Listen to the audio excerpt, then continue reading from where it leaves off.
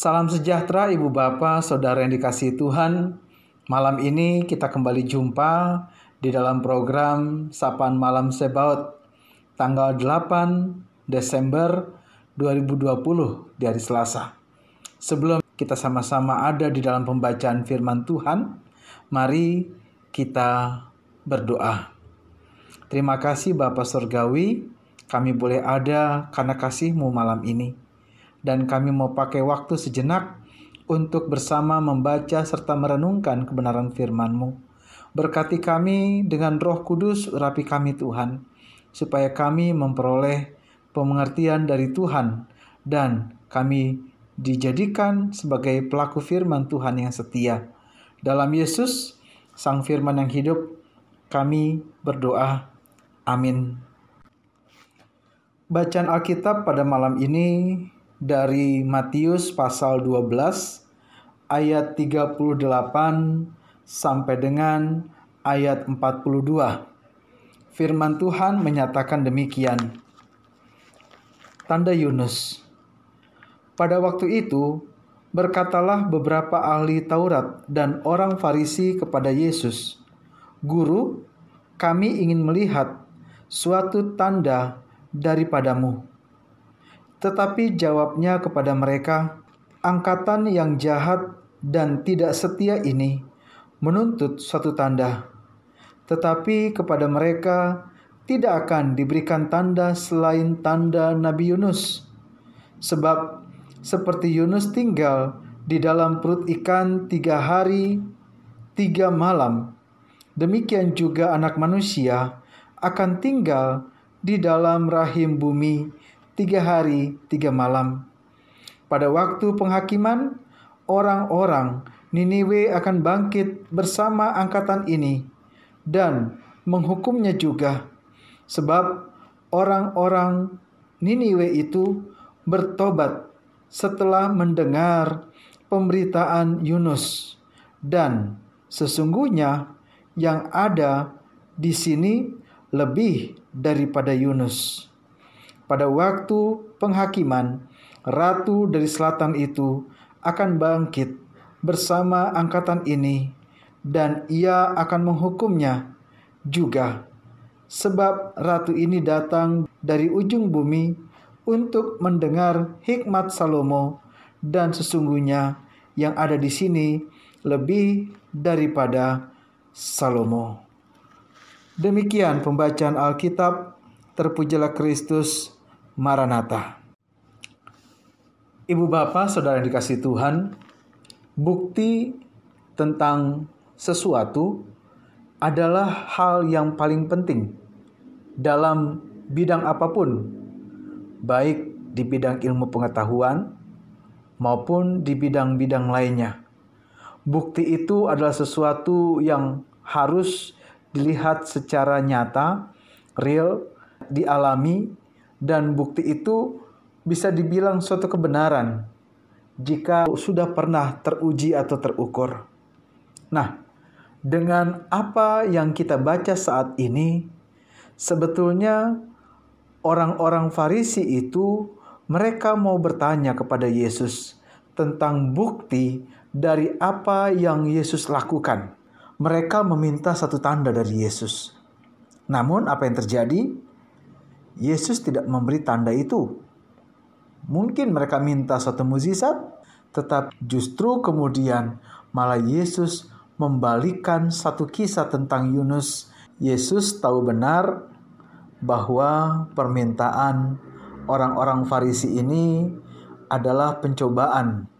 Mereka mau menguji Yesus, tetapi mereka tidak betul-betul mau mengenal siapa Tuhan yang adalah Yesus sendiri. Bacaan ini Ibu Bapa Saudara mau mengingatkan kepada kita sekalian sebagai anak-anak Tuhan tentang bagaimana hubungan kita dengan Tuhan. Bagaimana kita menjalankan iman kita, menghidupi iman kita. Kita bukan menjadi orang-orang yang sekadar terlihat seolah-olah sebagai orang Kristen, rajin di gereja, aktif di gereja. Tuhan tidak butuh itu, tapi Tuhan mau melihat bagaimana hati kita. Bagaimana dengan kita ibu bapak?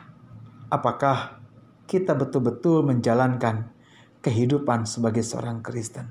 Apakah kekristenan kita sekadar identitas?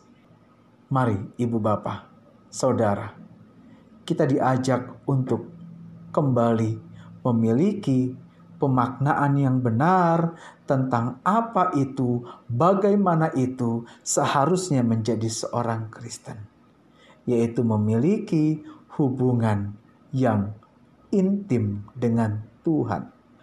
Kekristenan berarti bicara hidup baru, karena Yesus pun mengajarkan itu kepada Nikodemus.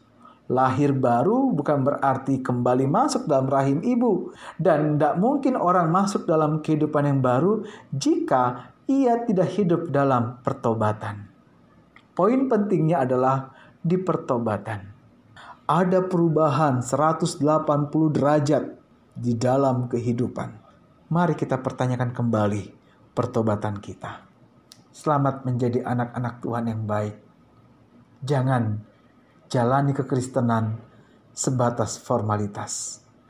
Hidup dalam Dia, karena kita tahu kita pun mati di dalam Dia. Tuhan Yesus memberkati. Amin. Kita berdoa. Terima kasih Tuhan, kami boleh belajar dalam firman-Mu dalam waktu yang sejenak ini. Berkatilah apa yang telah kami renungkan. Jadikan ini sebagai bagian yang menuntun kami, sehingga kami tidak lalai, kami tidak sesat, kami terus mau hidup dalam Kristus, dalam pertobatan kepadamu Tuhan. Terima kasih Bapa untuk firman-Mu malam ini, dan kami mau berdoa bagi mereka yang sakit. Tuhan tolong berikan mereka kekuatan, kesembuhan, kepulihan. Mereka yang mengalami infeksi virus corona, Tuhan, Engkau hadir dalam hati mereka, memberikan penyertaan, damai sejahtera, ketenangan, dan meningkatkan imunitas tubuh mereka.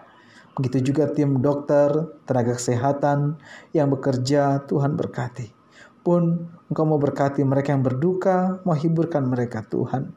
Kami sekalian ikut dalam program ini, Engkau juga berkati, supaya kami betul-betul hidup dalam kasih dan kuasa Kristus, sehingga lewat firman Tuhan yang selalu kami dengar, kami terus dikuatkan oleh kasih-Mu.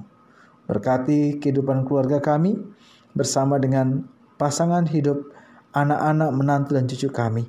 Berkati juga penghidupan kami, segala kebutuhan hidup kami. Pun Tuhan mau berkati untuk masa depan anak-anak kami. Kami menyerahkan gereja Tuhan di mana kami ada, Sebaot Bogor. Berkati seluruh perangkat pelayanan yang ada, dan seluruh warga jemaat. Begitu juga Tuhan Kau memberkati untuk bangsa negara kami. Engkau hadir juga Tuhan dalam segala pergumulannya, dan pakai kami berkat bagi lingkungan masyarakat sekitar.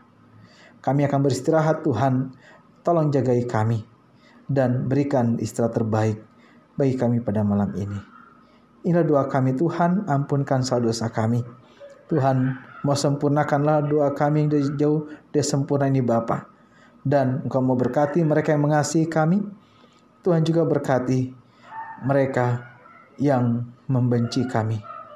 Semua doa ini kami bawa dalam Yesus, Tuhan kami yang hidup. Amin.